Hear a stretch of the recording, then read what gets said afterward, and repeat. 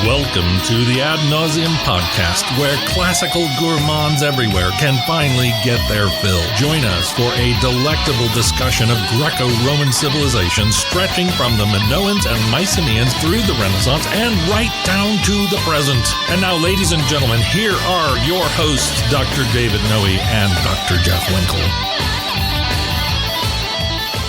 Welcome, listeners, to episode 147 of our humble little podcast, Ad Nauseam, that is. I am down here in the bunker with my good friend and excellent co-host, Dr. David Noe. How you feeling, Dave? I'm doing pretty well, Jeff. Thank you. It's Vomitorium South, the basement of the RHB bookstore, and we got a little brief shout-out and then a little story I'd like to tell. All right. Who are we shouting out today? One Matthew Miser. Okay. And not a lot to say about this man, except that, as the French would say, he's a mensch. He's a mensch. That's right. Yeah, that's always a good thing to be. He's a solid guy, a generous fellow. I know he loves listening to the podcast.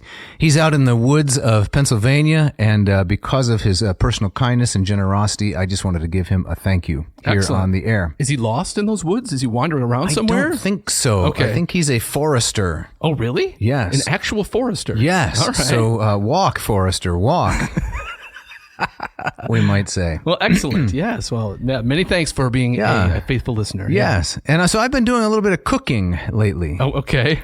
Why are you laughing? This is a setup, isn't it? Okay. Oh, no. Okay. What have you been cooking? I've been currying some chicken. Okay. Because my wife is of Caribbean extraction, and I thought I should get in on it and try to do a little bit of currying myself. Yes.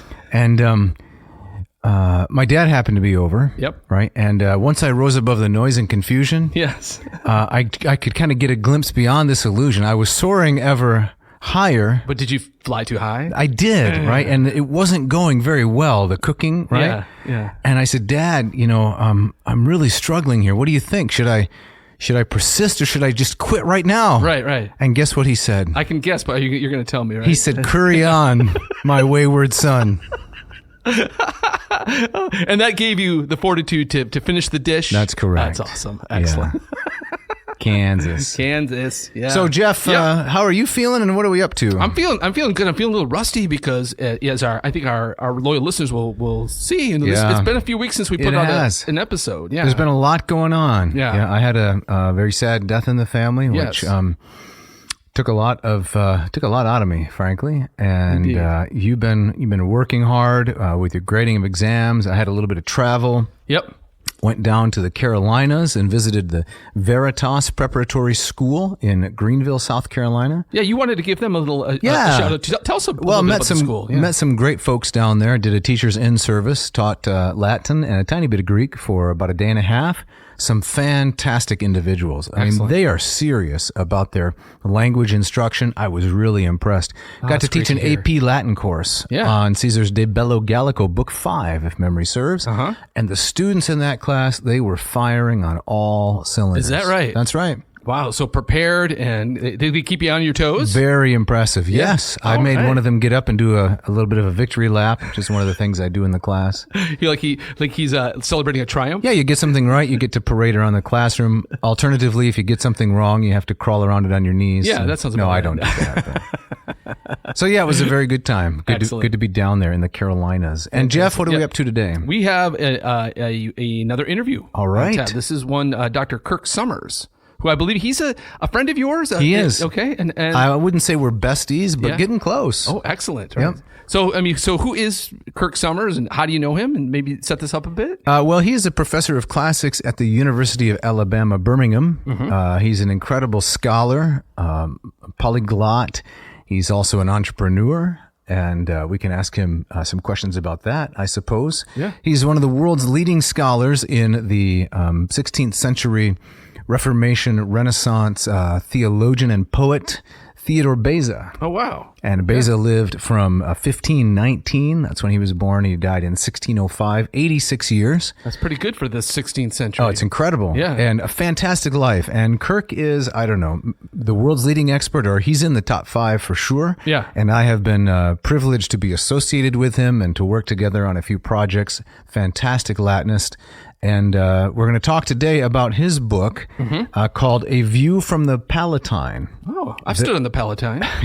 Yeah. It's the subtitle, The Juvenilia, of Theodore Beza. So and I believe these were poetry that he wrote. Was this before he converted? It was before his conversion to the Reformed faith, and after the publication, around 1548, Kirk's going to tell us all about it. Yep. He fled Paris and went down to Geneva, and the course of his life changed dramatically. Interesting. So without, as the Germans would say, without further ado, let's welcome Kirk to the program. Welcome to the show, Kirk. We're so glad that you could join us this afternoon. And could you tell us a little bit about your actual background there on the Zoom screen? That background back there? Yes. Roll Tide, right? You got to be a believer. You live in Alabama. I see. So that's an Alabama football reference. Am I correct? Yeah. And, you have to pick a side when you come to Alabama. You got to be either War Eagle or Roll Tide. Got it. And that's how people communicate on the street when they walk by each other. Mm-hmm. It's one or the other. So we're here today to get to know you a little bit, to introduce you to our listeners, many of whom teach classics, study classics, parents of classicists, so on and so forth. And so we'd like to start out with a little bit of a biography. How did you get into the classics? What is your educational background and what drew you to them? Sure. Well, I grew up in Gulfport, Mississippi, which is not a classical mecca, of course, but my father was very well educated. He was a Presbyterian minister, very much a Calvinist, Westminster Confession kind of guy. And so he had a doctorate in theology, and, our house was just full of books. Theology, he loved the ancient world. He could tell you all about Caesar, history of Christianity, philosophy. And, there was no internet. So as a kid, I read these books that were surrounding us. When I got to high school, I took Latin. And that was sort of the thing that I excelled in the most. And so when I got to college, I took Greek because I was thinking, well, my father really was pushing me to go to seminary. Okay. He wanted one of his sons to go to seminary and be a minister. So I took Greek in college, and we started out with Clyde Farr's Homer. Oh, yeah. And I just absolutely loved it. And if you can believe, this professor was insane. We did all of Clyde Farr's Homer in one semester. I think it has 70-something chapters in it. So it was all or nothing. Not many people survive that class. But it clicked for me, and it was something that was it just felt natural, and I felt ready for it. So I did go to seminary, but while I was there, I taught Latin in high school part time, and although I did my seminary work, I also spent a lot of my time reading classics, keeping up my Greek and Latin. And so when I finished seminary, the last minute I decided, I'm going to be a total failure as a minister. I'm not called to do this. I don't feel it. And so someone offered me an MA unexpectedly at the University of Nebraska, and I said, I'm going. And there you worked on Isidore of Seville's Adversus Judaios, your CV says? I did, with a very good patristic scholar there who, he's no longer there, but he led me down that path. Mm-hmm. And that was... I went to Illinois. Okay. Did a PhD in classical philology there with under J.K. Newman. Mm-hmm. And about the time I was defending my dissertation, I got a job at Loyola Chicago, and I took it and stayed there 2 years, and the Alabama job came calling, and it was close to home, so I took it. Now, when you went up for your MA at Nebraska and started to work there, was that at that point where you say, okay, this is what I want to do? And it was kind of clear you were going to go on for a PhD, or was it still kind of like... This has been on my free time doing it, so I thought that this is what I should be doing. And so, yeah. So this never occurred to me, Kirk. We've been friends for a few years now, but as I look at your CV, you were at Loyola Chicago between 93 and 95. That's exactly when I applied there for grad school, and I was accepted, but I decided not to attend. Did you read my application? No, I was the newbie there, and and share things like that with me. They didn't say to check this guy out, this joker. Yeah. Well, you got the education you needed, so good for you. Yeah, I'm thankful for that. Very thankful for that. So what drew you to our man, Teddy Beza? How I see that you worked with Douglas Kelly for one of your master's degrees, but then you decided to pick up Beza again later on. Yeah, and I had already stumbled on Beza by accident. In fact, in that same Homer class, we would meet in the professor's office, and he was quite the character, a really good scholar, but his desk was full of books, and he would sit with his feet propped on the desk, and he'd smoked a pipe nonstop and spouted Homer stuff, So one day we're sitting in the class reading Homer, and in walks a librarian. The librarian's holding a book and says, "Oh, excuse me, I didn't know it was a class. I wondered, Dr. Clark, if you would tell me what this book is. It's in our library, and we don't even know what it is, and it's in Latin." And he opened it up, and he said, "Oh, this is Theodore Beza." And then he looked at me, and he said, "Well, you should know who he is." And ashamedly, for all my reading, I did not know who he was, and from the Calvinist background, and that really speaks to Beza studies at the time, right? That you could be immersed in Calvinism and not know who Theodore Beza was. And so I was bothered by the fact that I didn't know who he was. And so it sort of became my obsession, and I could find so little information at the time on Beza. So it just became sort of my obsession after that. Now, how do you, I might be getting ahead of things, but how do you account for that? Now, I should admit straight up, anything after Constantine for me is very foggy. So I'm very new to this stuff. But from what I know about Beza, he was kind of the heir apparent to Calvin and kind of taking up the mantle. And so how do you account for the fact that, as you say, as someone who's immersed in Calvinist studies, you didn't even come across the name? Why did he disappear in that regard? And it's still that way. I was speaking to a room of scholars, and Beza came up, and nobody in the room knew who he was, and there were like 40 people there, and I said, but if you lived in the 16th century, you would know who he was, and the Puritans surely knew who he was, and people on their grand European tours, Beza was one of their stops in the late 1500s. So, but I think one of the things I've said in the past is that a lot of his stuff didn't get translated from Latin. Just the sort of heavy theological works that the Puritans needed early on got translated. And so there was a vast amount of material that was all in Latin, and there just aren't that many Latinists working in the Reformation, which is sort of what drew me to it as a Latinist. Sure. It's like you walk into Reformation studies and it's your superpower, right? You can read all this stuff.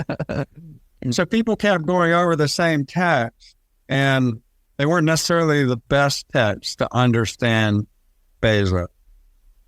Yeah, that's an excellent point. He was a poet, right? He was a man of letters before becoming a theologian.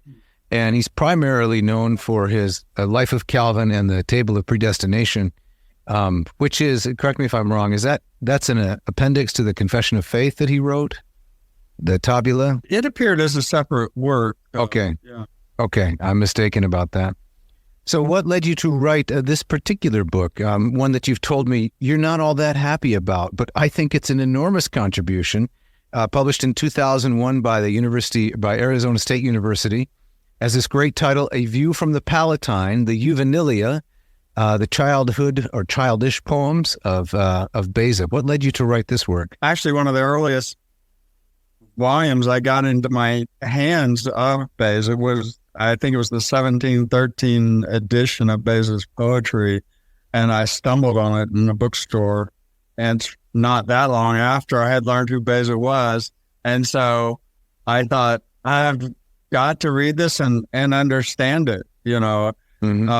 So that became part of a journey for me, and it turned out to be a difficult journey. There was a lot to understand, a lot of angles to understanding this poetry. It's Roman poetry, but it's situated in the Reformation and the Renaissance in the 16th century, right? And so the reception of it was confusing at the time for people who wanted to ignore the humanist movement and all that it entailed. So, I felt like it brought together a lot of both my knowledge of the ancient world and my love of Latin and my knowledge of this guy right here. And so it just came together that way. It's difficult to do scholarship of this type back then. I'm at Alabama. There's not that kind of library here with all these ancient texts. I did a stint at the Newberry Library, but there was no internet back then. Right. Where now you can see all these texts online. You can find everything. Right? Instantly. Yeah. Did your work entail any travel to Europe to see early manuscripts or anything like that? I wrote to them, and they sent me pages that I needed at the time. And then I didn't get there until 2005, and there was the Beza anniversary conference of his death, because we did the conference of his birth here in 1519, right. 2019. Yeah. But 1605 is when he died. And so in Geneva, they held a kind of a conference there, and I got to go to that and speak on Beza's poetry. That was my first time to go to Geneva. So, Kirk, in the introduction, I want to read the little excerpt of Beza's letter to Maslu Papan. Did I pronounce his name correctly? Yes. Your French is every bit as good as mine. Oh, I doubt that. This is on page 19, and maybe I could read the Latin, and if you have it there, you could read us your own translation, and then we can talk a little bit about what Beza means by this. Si quid agam quaeris nihil prosus, nisi quod aliquoties nugor cum musis meis, denda animi gratia in Palatium ventito, ibi omnium hominum mordres velut in amplissimo teatro intueor. Beautiful. So the translation that I have here is, if you want to know what I'm doing, nothing much, except that sometimes I play around with my poetry. Then for relaxation, I go to the Palatine. Now, the Palatine was a specific place there in Paris, but kind of my point with the title of the book is that is the Romanness of the poetry in itself, right? So there I watch the pageant of people's lives as if I'm in a vast and spacious theater.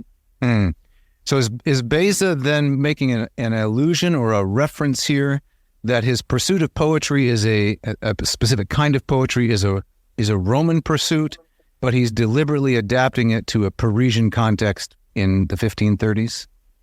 I mean, you said it beautifully there. This is obviously an allusion to Martial's introduction to his poetry. Right. And Martial says, talks to Cato about coming into the Floralia and watching the show.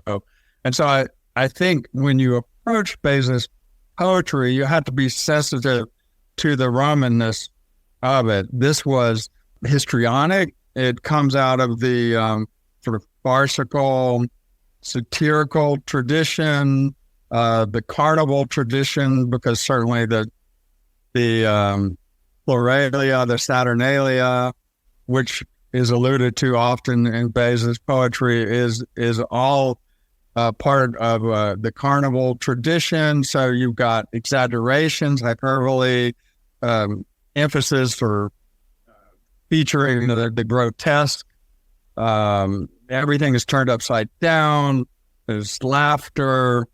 And it's kind of a way of holding up a mirror to society and say, look, this is who you are. And this is what the poet priest of Rome were doing. And it's different than our Christian attitude, right? And our modern attitude of preaching and just sort of moralizing and whatever. But they would show people the foibles and have people laugh at themselves, right? Have them laugh and then laugh at themselves. And in that way, they were acting as preachers of the ancient world. Mm. Yeah, even in the piece you just read, it's very self-deprecating, right? He's writing poetry, but he's saying, "Oh, poetry is what I do sometimes, but what I like to do is go and people watch." Right? So he's writing serious Roman poetry, but it's kind of cheekily dismissing it at the same time. Mm-hmm. But, a lot of people refer to, these ancient writers like Catullus and Martial and Ovid and so forth as love poets, and you'll see books written in, the love poets, or whatever. But the interesting thing about love poetry, and Beza does follow a girl around in some of the poems, Candida, just like the ancient poets did, as his love interest. Yeah. But it's not meant to be autobiographical, and that's why I say it's histrionic. But love was that vehicle through which you could look at all the human experience, because love encompasses all the emotions. I mean, you think about anger, and then you write something about anger, and then you sort of stop there. But what if it's a love interest and you get angry? But love, can change. It can be ambivalent. It can be elated. It can be sort of confused. There's all these emotions, and they all run through love. Mm. And so love is that medium through which these poets talk to humanity about the human experience. Mm. That's very well put. So we could just as well call them, Catullus and company. We could, Propertius, Tibullus, they could be the hate poets or the indifferent poets, or any one of the other emotions that they examine and make fun of. But I guess you're saying that love is the prism that ties all those things together, and that's why they have that moniker. Yeah, I just can't think of another emotion that, right, and have obsession and disgust in the same, right. And Catullus says that, I hate and I love. Right. And I'm doing both at the same time, and I can't explain it. So that's love. And so in that sense, he's a love poet.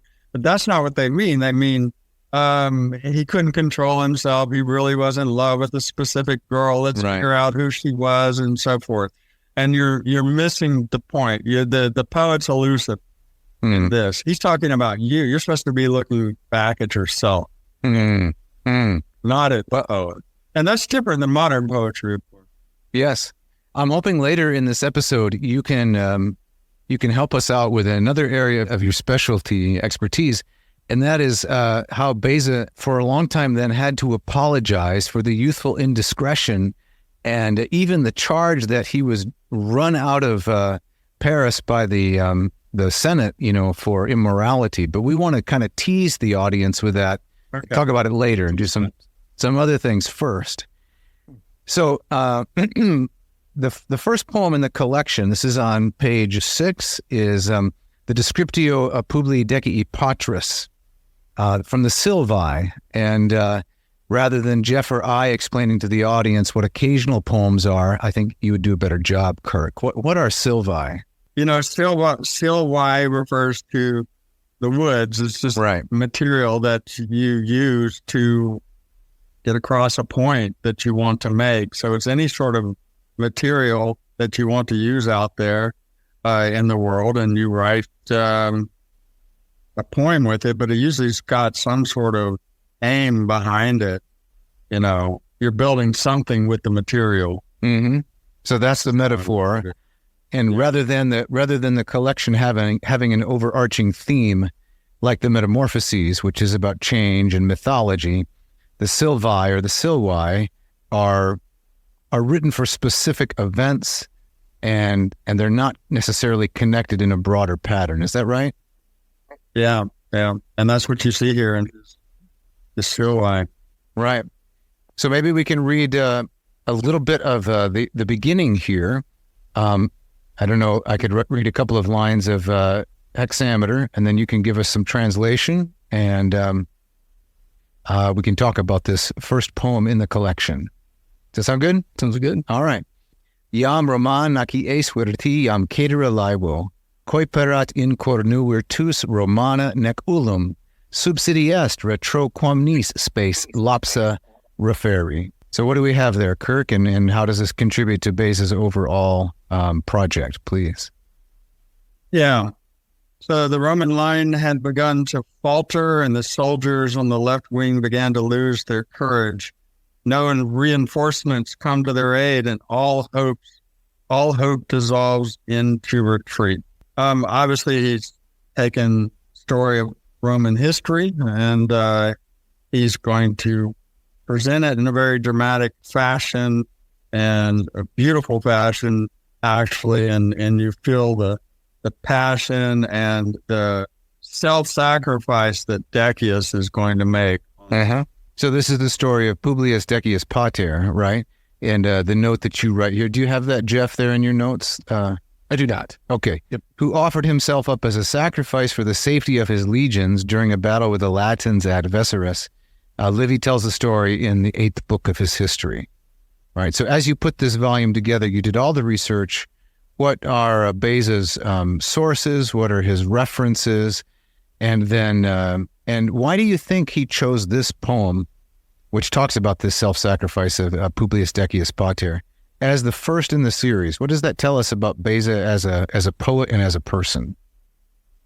Yeah, well, what I think it tells us is that as you look through the collection, and you know, he's charged with all this indecency in the poetry, and certainly there's a little bit of that with the imitation of Catullus and Martial, but there's this strain that runs through the poetry of a very sort of thoughtful, moral, religious expression going on. It's really, you can see it weighing on Beza, that he's been reading some works that his teacher, Melchior Volmar, has given him, who was kind of a secret Lutheran.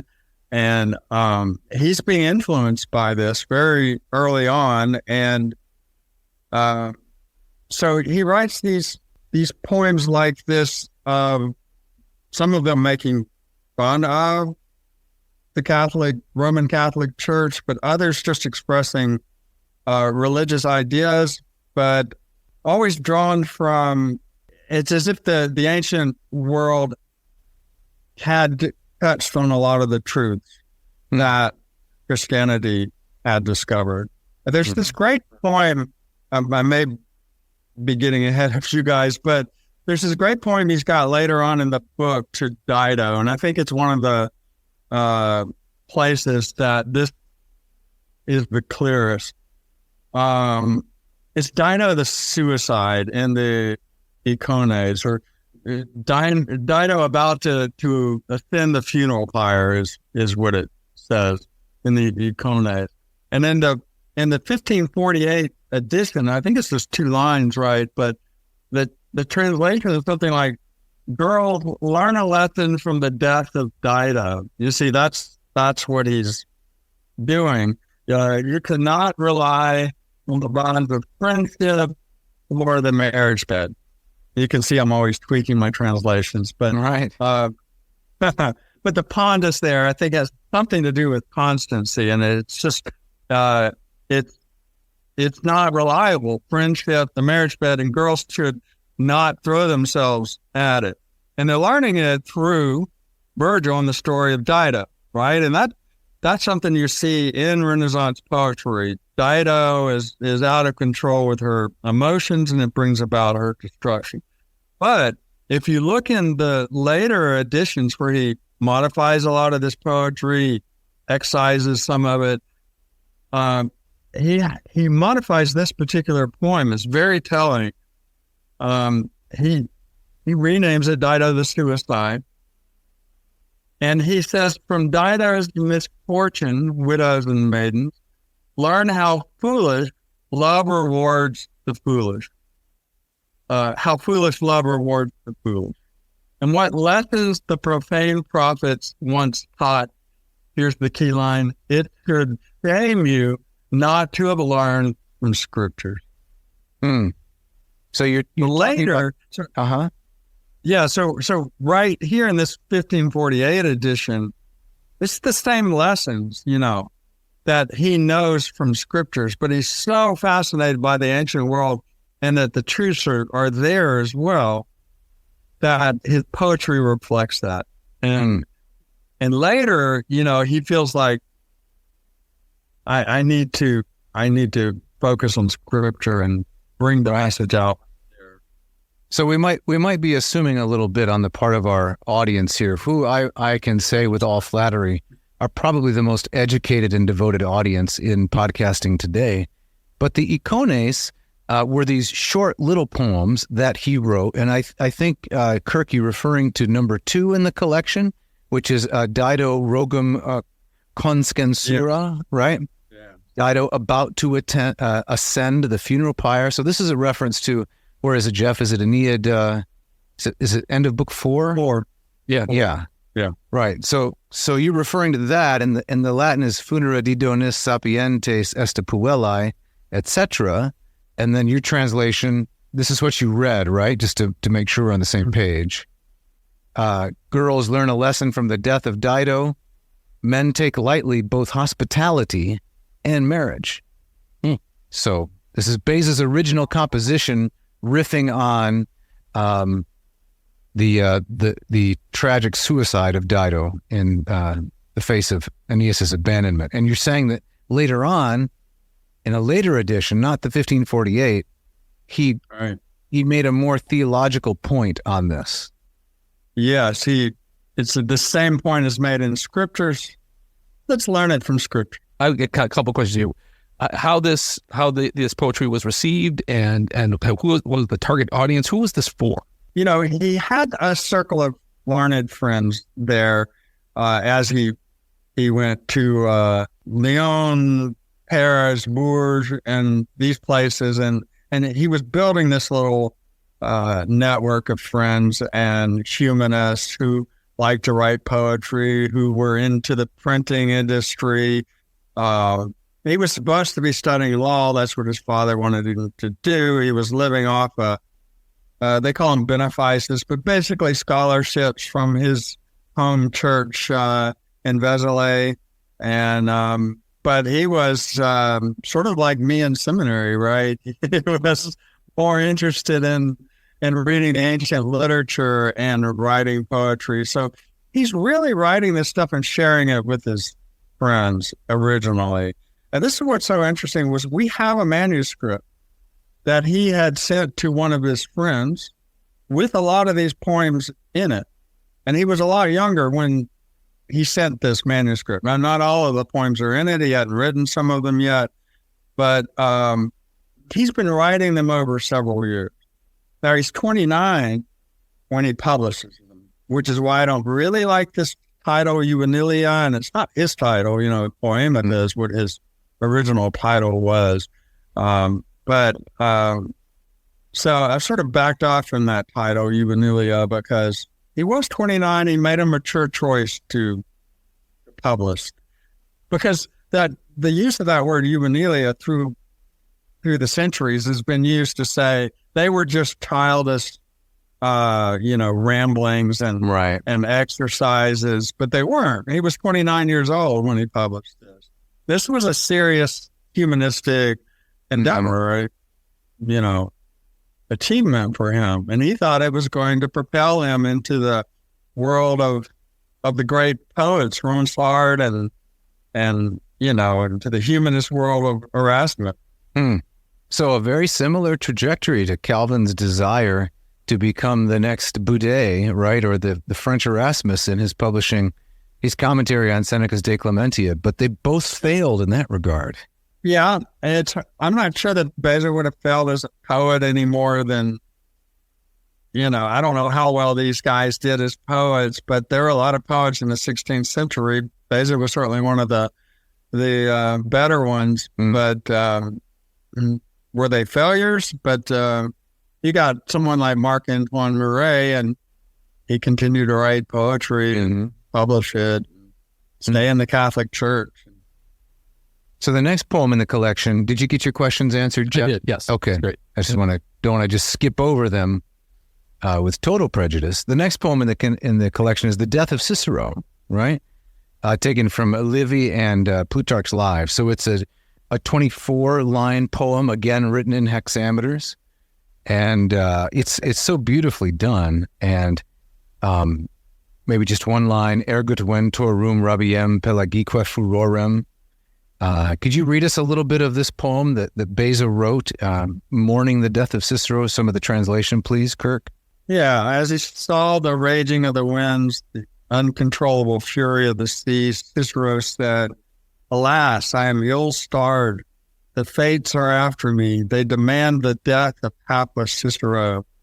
Change the sails and return me to the nearest bank so I can die. Rome, will you no longer be grateful now that you have escaped civil unrest? I will die. The gods resolve and decree the consul Tullius to die in the city he saved." So stop there. Do you find this filled with legitimate pathos, or is it too cloying? I mean, I guess I'm always fascinated by the extent to which Rome obsessed the minds of men of the Renaissance and women too, like Olympia Murata and Anna Maria von Schoormann's late Renaissance. There was this meme that went around recently, Jeff, right? How often do men think about the Roman Empire?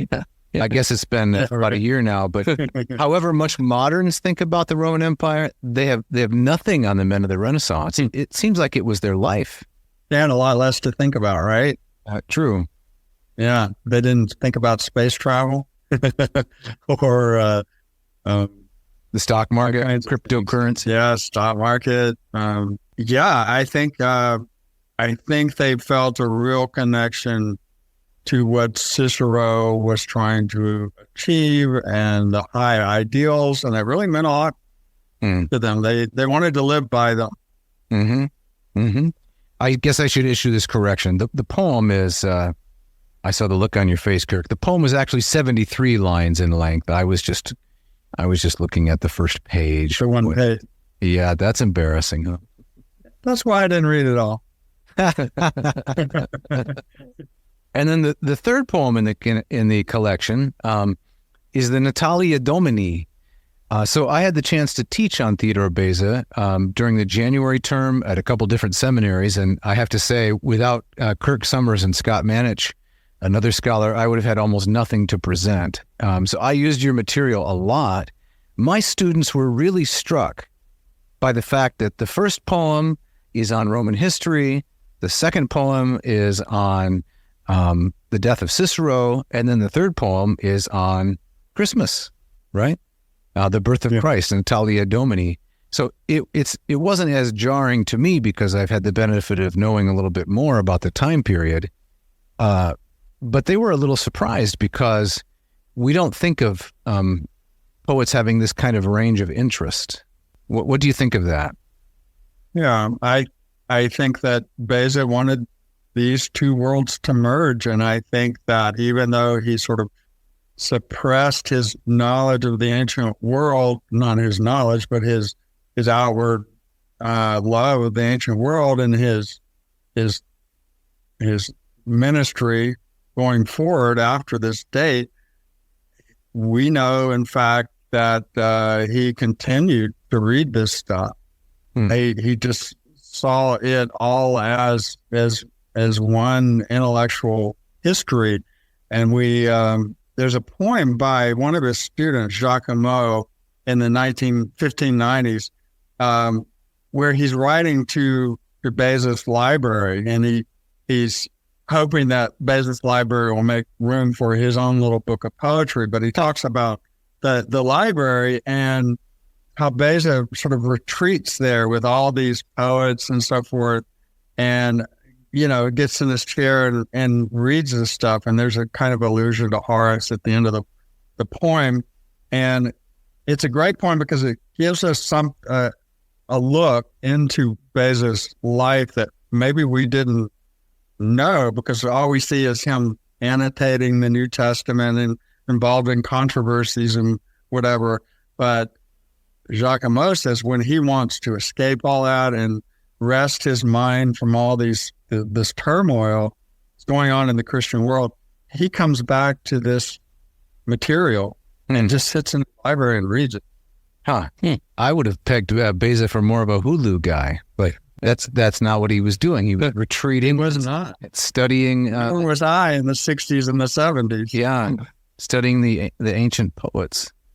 Now, I'm curious about something, David, you alluded to earlier. So is it, did this become, these poems become kind of an albatross around his neck later on when he moved to Geneva? Did, like Cicero, or not like Cicero, but like Ovid, he got in trouble for these works that were scandalous in some way? If I can interject, I'm just going to say that we should handle this after the break. Okay. So speaking of albatrosses, it's time for the break.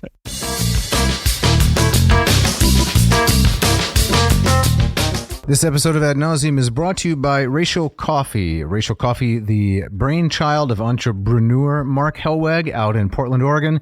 What's Ratio up to these days, Jeff? Well, Ratio is up to doing what they do best, making high quality coffee machines that look great on your counter. But they're also they have another machine in the works, the so-called Ratio 4. So why all the even numbers? Can't we get a Ratio 3 or a 7 or something? That's a good question. I mean, those are kind of good, nice magic numbers. I would think so. We need to talk to Mr. Helwig about this. Yes, maybe he's got a reason. Right. How do you feel about marsupods? Marsupods? Yeah. I'm generally anti-marsupods. Yeah, like the Guric machine where you get this little kind of shot glass of coffee grounds and you pull a lever and it punctures it and then it drips and so forth. Yeah. Nah, no thanks. No? It frightens me a little bit. Yeah, to tell you the truth. Yeah. So how is the Ratio 4 going to be different? Well, the Ratio 4, as their own copy says, they are as easy as pods, but so much better. Tell us more. So ever wonder what the convenience of a Keurig really costs? We did too. On average, $33 to $50 a pound, depending on the roaster. For mediocre coffee brewed with haste and waste at the forefront into throwaway plastic marsupods. Oh. That is, we, the Ratio guys, they offer a better way. Buy fresh from your local roaster and have the Ratio 4, brew up a cup. The taste will be monumentally better. Okay. So it's the same basic technology as the Ratio 8 and 6 that we have been enjoying, but it's smaller, right? Yep. Fit on any countertop, 11.5 inches tall, 7.5 inches wide, smaller than the piece of paper on which this script is written. Yeah. Would you say it's built to last? Absolutely. Would you say backed by a 5-year warranty? I would also say that is true, yes. Would you say that they're available for purchase now? Not yet. Okay. Right. We are eagerly awaiting the launch of this, and we will keep our audience informed. And I would love to have some sort of promotional deal. See if we work that out. Ad nauseum branded in kind of the puke orange for which we're known? Probably not. No. Right. But yeah, for our audience who's been hearing about the 6 and the 8, but maybe thought I'd love to have that, but it's a little bit too rich for my blood, the Ratio 4 might be just what you need. Okay. Yep. Did you brew some coffee yourself this morning? Every morning. Okay. Yes. So let's say that some ad nauserinos want to get on the bandwagon, the coffee wagon. They don't want to wait for the 4. What should they do? Well, they should go to ratiocoffee.com. That's RATIO coffee.com. Have a look at the 6 and the 8. And if you want to get one of these wonderful machines, you can type in the coupon code ANCO2D. ANCO2D. D, yes, and that D stands for... I don't know. What do you think the D stands for? I mean, the go for is delicious. Yeah, we said that before. We did? Okay, all right. How about delirious? Delirious. You just be so happy about your coffee, you'll be delirious. There we go. Isn't that a rap name, by the way? Delirious? Because that would be my rap handle. You'd be... Delirious. Oh, yeah, exactly. D with maybe a dash. That's right. Delirious. I like it. Yeah, so if you go there, type in that coupon code ANCO2D, that will get you, dear listener, 15% off your entire order. That's right. This episode of Ad Nauseam is brought to you also by the good folks at Hackett Publishing. These guys have been with us since the very beginning. Hackett Publishing is famous, well known for their wide array of classical works as well as many other subject areas. High quality translations at a very affordable price. Yeah. So Kirk has been talking about during this episode, and he will for the remainder, Theodore Beza's immense and deep knowledge of the classical world. And you might be thinking to yourself, yeah, but Beza was a genius. Okay, so maybe so. And maybe it's too late for some of us ever to learn as much Greek and Latin as he has forgotten. But you can still read the classics like Beza did it. Yes. In affordable, inexpensive, cheap translations. Yeah. But not cheap on quality. No, not cheap on quality at all. In fact, I was just talking to one of my students as we were wrapping up our semester, and I was asking her, why did you take the class? And she says, I'm embarrassed to say it. She said, I love the class and I ended up really, really enjoying it. She says, but what I often look at is, what textbooks are the professors requiring? She Interesting. Says, and she told me, I opted out of one of the science classes because they wanted me to buy this $175 hardcover book. Wow. I just can't swing it. Wow. And I saw you were requiring us to buy Hackett's or Stanley Lombardo's Odyssey. Nice. For $7.99. That's incredible. Yeah. That is a great story. Isn't that great? And yeah, I mean, the students complain all the time with good reason about the high cost of textbooks. And let me guess, her economics class assigned a book called Sustainability. Right. And it was $250. Exactly. Yeah. Exactly right. Yeah. Yeah. So I thought that was that's gold. Perfect. It's gold. Right. And it's so $7.99, a great, a wonderful, accurate, readable translation with wonderful artwork. You can't go wrong. You can't. So let's say you, listener, don't want to go wrong. Jeff, what should they do? They should go to hackettpublishing.com, HACKETT publishing.com. Scroll through their immense catalog, find the works that you want, drop them in the little grocery satchel, and if you type in this coupon code, AN2024, so AN ad nauseum plus the current year, that gets them two great things, which gets them 1% off and double the price for shipping. No, come on now. Sorry. What did I say? It's 20% off. Oh, 20% off. And free shipping. Free shipping, check it out.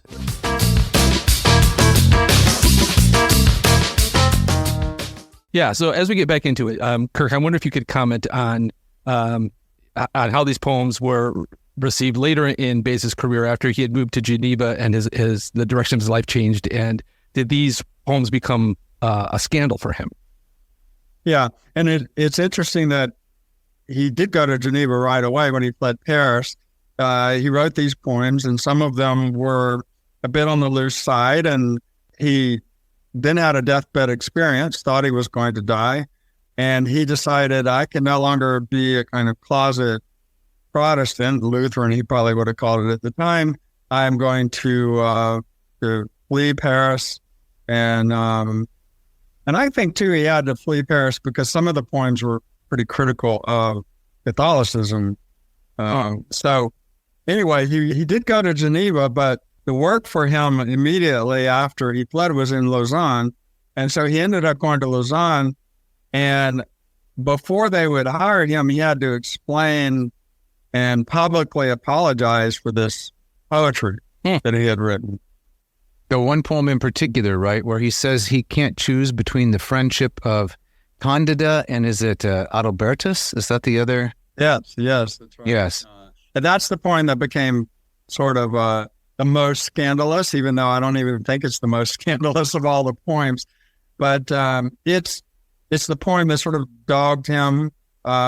One of his students, Claude Desnosse, I guess it was. But anyway, he had moved away from Lausanne, and then he began to attack Beza using his poetry and saying he's dissolute and so forth. And so you can understand Beza's position that I'm in this world that's very Christian, and a lot of people are not extremely educated, like I was educated in the humanist tradition, and it's harmful to my ministry right now to not separate myself, distance myself from this poetry. So he writes things like, I shouldn't even talk about these things and shouldn't imitate what it's not right to do. That's one of his lines, you know. But in saying that, he's also giving a defense, basically saying you don't understand what this poetry is about. It is not immoral and it's not autobiographical, he says specifically, sort of quoting Catullus and Marshall on that. It's following in a certain tradition, there are generic expectations here, and I followed them. All I did was write Roman poetry, right? And I did a pretty good job of it, but now you're going to attack me. But interestingly, he says, you're only attacking me because I converted, because there are a lot of you, and you know that's what you're doing. He says, there are a lot of you who are still doing it, and nobody attacks you, right? You're writing equally, sort of risque kind of poetry, edgy poetry, and nobody says a word about it. So the difference is that I converted, and now you want to use it to undermine my position with the community here. Well, I think that people have latched onto that first part about him apologizing for it, and you'll always read in the books that he backed away from this poetry and he regretted it. Yeah, he did, but if you really read all the text throughout, he didn't really regret it. He regretted they didn't get it, or they were pretending not to get it. And when he is dedicating the 1597 final edition of his poetry, which has mostly Christian writing, he's dedicating it to an important Polish family, and he's writing to them about it. He says, I got into a lot of trouble imitating Catullus, but he says, but there's really nothing wrong with Catullus. He is a great poet. Yeah. And so you can see even there at the end, I'm not going to back off from this. This is great literature. Yeah.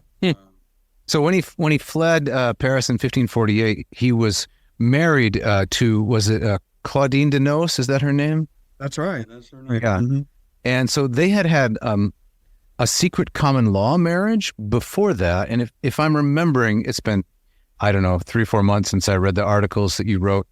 One of his defenses for why his morality was chaste, even if his muse was spotted or something, is that he was married at the time that he wrote some of this. So it's clearly fictional. It's not intended to be autobiographical. Is that right? That's right. And there's something about one of his poems mentioning Candida being pregnant, but Claudine never was pregnant or something like that. But backing up to this marriage thing, a lot of people misunderstand marriage at this time. Like if you were in Geneva and you got married, you weren't having a big wedding ceremony like we have today. You could be in a tavern with some of your friends standing around and marry somebody on the spot, and there were witnesses to it, and then you just sign a little contract and it's done. And that was a valid marriage and that's how a lot of the people got married back in the day. So it's really not surprising that Beza hanging out at the brew pub with his friends, and maybe Claudine is there somehow, and they got married there, but they just didn't spread it widely. I see. That's how you and Rebecca got married, right, Jeff? In a tavern. Yeah, it was friends gassing Miller Lite and some a bowl of pretzels. Yeah, so we're here. We might as well get married. Right, exactly. The glass ring, right? You knock it off the top of the bottle. Yeah, right. Yeah. Huh. It strikes me as you talk about Beza apologizing, but also kind of defending his poetry. I mean, this is nothing new under the sun. Songwriters, filmmakers, complaining about audiences not getting the work and taking a character in a film or a persona in a song to be identical with the person producing the work. I mean, that's human, right? That's there's nothing new there. Yeah. Sometimes an actor or an actress will portray a character and then they can't shake it. Everybody, exactly. Right. So how would you say, I mean, one of, just for the audience's benefit, another really important work by Kirk is 2016 Morality After Calvin, which I got to review, and it's just fantastic work. And there he talks about Beza and several other important individuals, and translates some of Beza's poetry, including a beautiful poem about a chicken who lays how many eggs? Something like 15. It's really remarkable. It's a great story. But my question for Kirk is, how do you think Beza's early training in poetry trained him for later theological polemics and other kinds of Christian work? Yeah. You've read Beza, and it's a whole different ballgame reading Beza than reading most Latin writers. The guy was well-trained in rhetoric. But the one thing that really strikes me about Beza from the very beginning, and this is what I've been doing a lot lately and writing about, even tracing his writing, is that he is fascinated with imagery. And poetry is imagery. And he has his favorite phrase, like in talking about Dido, for example, he said, Virgil didn't describe the death of Dido, he depicted it. And he loves that phrase because depicting has to do with painting. So he sort of painted a picture of Dido dying with words. And that is Beza's aspiration. He loves images. He kept them on his walls. He published these emblems, which are, they could be about anything, but they're just little wood cuts in which he writes a poem underneath saying something about the woodcuts. He publishes images of people important for the Reformation and writes a little sketch about them and often includes a poem. But not only that, even in his annotations, he'll launch into a sort of vivid description where he sort of paints a picture for you of something, ritual, for example, in the Catholic Church, the Pope celebrating the Jubilee year, and he'll go into a long description of it because he just loves to create that image in the mind of his reader. And so I've been sort of tracing that imagery, and at the same time, I've really gotten into Aristotle. I've been teaching it a lot, and I've come to realize that the imagination in Aristotle's theory of the soul was the key to all of this. That was the spot, that was the place in process of us getting information and reasoning about it. That was the spot where things went awry. And you see it in Calvin, you see it in Beza. It's the imagination where the fall took place. Because it can't be in the senses, because if we're bringing in wrong information, we've got no hope at all, right? Correct. If we can't trust our senses. So we bring in all this information as sort of processed in what Aristotle called the common sense, but then it's brought up where it is sort of imaged, in the imagination. Right. And there are a lot of things that can cause that image to get distorted. And Aristotle talked about, it could be sickness or lack of sleep or stress or whatever. But for Calvin and Beza, it was the fall. Right. The fall was causing those images to be distorted.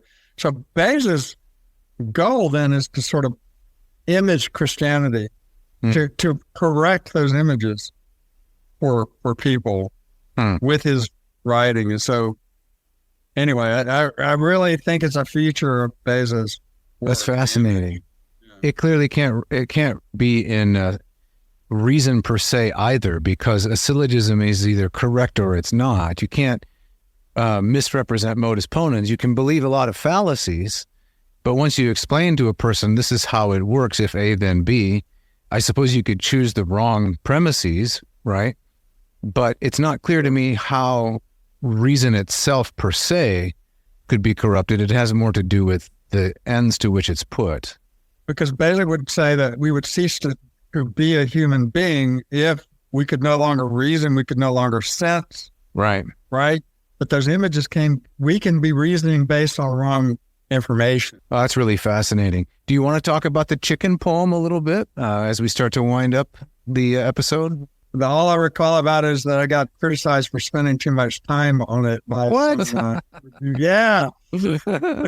Analyzing it too much. That's all I really remember about it. Well, I think that a little chicken is called a pullet, right? Isn't that right? Yeah, that's right. So you should have gotten like a Pulitzer Prize, I would say, for, man, ouch. That's pretty bad. But I think if I remember, Beza's an old man at the time. It's the 1590s, right? And he writes this poem about a chicken, and he marvels at how many chicks this hen can produce. And he basically says, Lord, I'm much less useful because look at how long I have been around and how little I've produced by comparison. Old age really weighed on Beza, and he just lived forever. Yeah. What, 88? 80 or so? And 86, I think. 86, yeah. And he, various times when he was 70, he wrote to, who was it? One of his friends and said, I think this is it. I'm about to die. And got another 16 years. And there was a rumor circulated at one point, right? He's got a fascinating life. Some of his Jesuit opponents said, Beza has died, and on his deathbed, he came back to the Roman Church. Rumors of my death are premature or whatever. Right. And So he had to write that. Yeah, he had to write a letter saying, look, I'm still here. So, yeah. Maybe as a kind of final thing for me, and then Jeff, whatever you want to ask too. I don't want to monopolize this. You've mentioned a number of times, Kirk, Beza's annotations.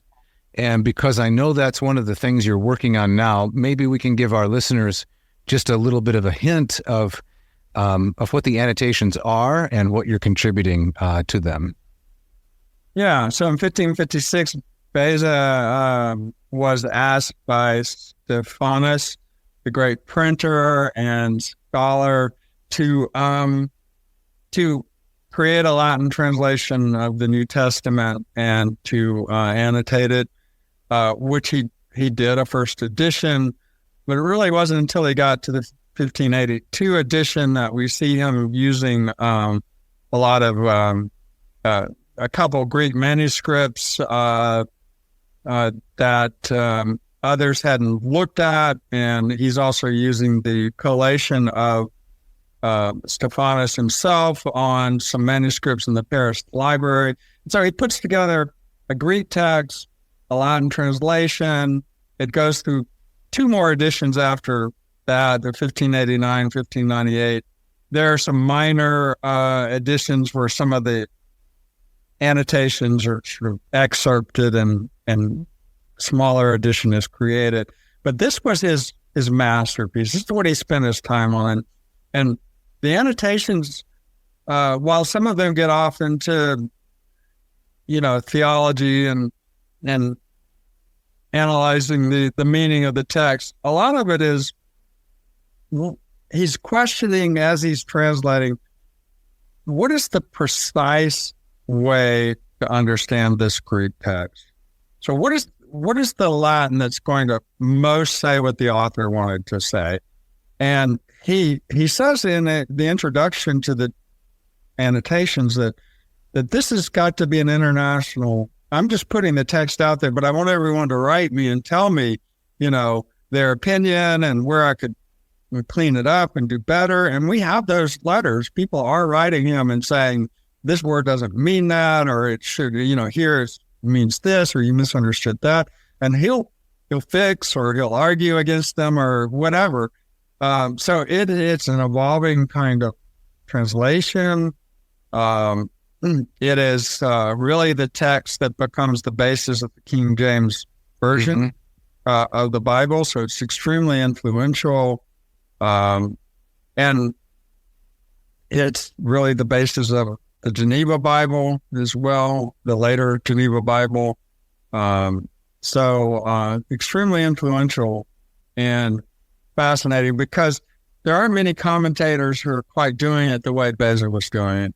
There's just the way that he was looking for every nuance of every word and trying to grasp it. And I found him to be incredibly accurate, better than Erasmus, not as conservative as Calvin, more willing to change the traditional interpretation if he believes it's incorrect. Time and again, when I go to the annotations, it's just really, really accurate. And so you're about to publish something on that, right?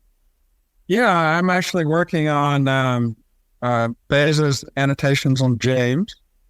And I just sort of, I want to see what would be the response if we put out a very readable translation, a very usable text that ministers could use in their preparation. It's just one of the tools they might be looking at. Could Beza's work be made usable and useful today? Mm-hmm. As a standalone commentary on a book of the Bible. And I really think it could be, and I want to create a translation it's that readable, just the average minister out there, theological student can use it. Excellent. Hey, well, Kirk, we want to be respectful of your time, and before we let you go, if you could maybe comment any kind of parting comments that you would have to Latin students, Latin teachers out there by way of instruction, encouragement, as you kind of think about the state of classics out there today. What's your take? Yes, well, I could go any number of directions here, I guess, but what I would say is that as you read through Latin and you read through these texts, humanist kind of experience that you're going to have, so keep a notebook. Write down the things that interest you, the interesting sayings, words that fascinate you, anything like that, and just keep it going for years. And you'll be surprised when you look at that. You're going to find what has got you interested and what it is that you are, what has grabbed you about this material, because you're going to see the pattern in what you've been taking notes on. And I've done it myself. I got these notebooks, whole image idea that I came up with in Beza's works came out of a notebook. I just flipping through one day and said, it's everywhere, and I saw it in a kind of subconscious way, and I kept writing it down, but I didn't know I was writing it down until later I went back through and looked at it. So, it's kind of it's a journey that you can take, and you will find out something about yourself out there, and you will find something great too. Excellent advice. Fantastic. Yeah. Yeah. And I know, Kirk, that you have, you've listened to the podcast a little bit. We gave you a shout out and your Virgil class, I think a long time ago, as a more senior scholar than ourselves. Is there any scolding that we deserve? You want to knock our heads together like Mo, anything you want us to know is like your own parting shot before we say goodbye? I think you're intimidating your guests by being too funny and too good at what you guys do. That's what I think. I thought Jeff was toning it down the last 10 or 15 episodes. Yeah. Thank you so much, Kirk, for being here. We really appreciate it. Thank you so much. We'll have you back on at some point if you'll be amenable to that. Bye-bye. Thanks, Kirk. Well, Jeff, that just about wraps it up for today, doesn't it? It does. Before we get out of here, though, Dave, I wonder if you could tell the audience a bit about your Moss method and your also your method out there for learning Latin. Absolutely. Well, we're almost into summertime when the living is easy. Yes. Fish are jumping and the cotton is high. Yes. Your daddy's rich. Is that true? And your mom is good looking?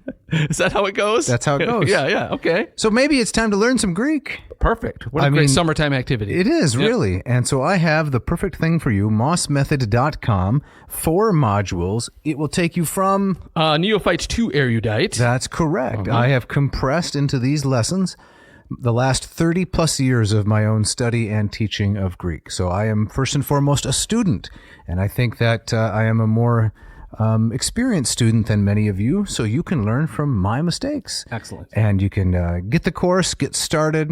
We've got whiteboard videos. You've got assignments. You're reading real, live, interesting stories, not just memorize a grammatical rule, read a little sentence, forget it, go to the next one. Actual connected stories from Aesop and Plato and Aristophanes. It's great stuff. Sounds good. It's very affordable, and you also get the office hours. That's where you get to meet. They get to meet with you, with students from around the world. That's correct. Yeah. Every Friday, we meet in the mornings. We read some Greek.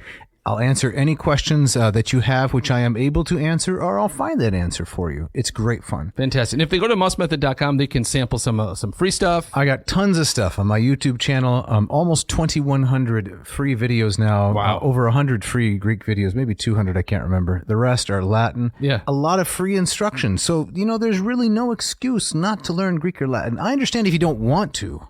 Yeah. But I can't understand somebody saying, "Oh, I really want to, but I can't." Right. Come on. Exactly. No excuses. No, there's lots available. Right. And now what if our listeners out there want to learn some Latin? Correct. LatinPerDiem.com/LLPSI, Lingua Latina Per Se Illustrata. And there I take you through the Hans Orberg book, Lingua Latina Per Se Illustrata, which means Latin teaches itself. And so I'm teaching students in a Zoom studio, you might say, and it's great fun. We tease and make fun of each other a little bit. We applaud and scold. And I heard recently from one of my students that although they are enjoying learning the Latin, what they are really enjoying is the interaction between myself and the other students. Oh, fantastic. It's like reality TV Latin. I never expected that. Yeah. And so Unit 1, we're going to have a little bit of a price increase here pretty soon. So you might want to take advantage of this before the price goes up. Unit 2 is going to have a beta launch coming up at a highly discounted price. And if you allow me just this one other thing, if you are a sometime student of Latin, but you don't want to sign up for a course that costs around $300, I have the perfect solution. It's called an audit. So I have a number of Latin masterclasses where I am teaching students Cicero, Theodore Beza, John Calvin, and others. And you can take the course for a very low price of $75. Wow, fantastic. And then you watch the 10 lessons. You can interact with me. I'll give you a quiz and an exam if you want to test yourself. It really gives you access to a new world of learning. Yeah, that sounds fantastic. And this is latinperdiem.com That's correct. LLPSI. Yeah, the entire Latin Per Diem site has this kind of information. Fantastic. Jeff, we need to thank some people. Of course. Mishka, our intrepid engineer, who, especially when it comes to interviews, there's lots of kind of extra steps. There are. Recording Zooms. She's managing audio. She handles makeup. She handles the lighting. Choreography. The concession. We've got the table with only no green M&Ms, exactly. right? Or all our ridiculous demands. That's right. Yep. She sets up the stage, tears down the drum set, just one thing after the next. Yep, she's amazing. And then also, the great music you hear throughout the episode, Scott Van Zen and Ken Tamplin on guitar. Yes. Incredible guys. So generous with their musicianship. Yes, definitely. So thanks to them as always. And hey, if you want to get a shout out, you got an idea for an episode, you got a question, do not hesitate to contact us. You can contact Dave at dave@adnauseum.com. Don't forget that V. Or contact Jeff. Let's face it, he is the approachable, friendly, cuddly, affirming one. I'm the good cop. That's right. You're the good cop. Yeah.